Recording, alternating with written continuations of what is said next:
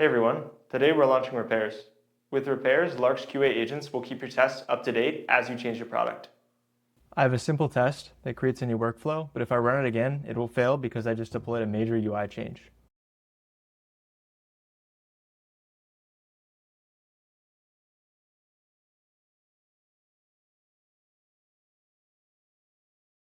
The test failed, and now we have the option to repair the test. Let's start the repair, and we'll come back in a few minutes to check the results.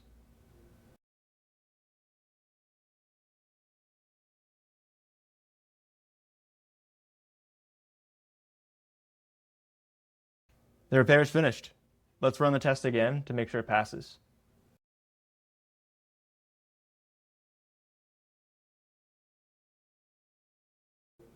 Great. The updated test works with our new changes, and we'll be notified if it breaks again, or I can enable auto repairs to trigger it automatically.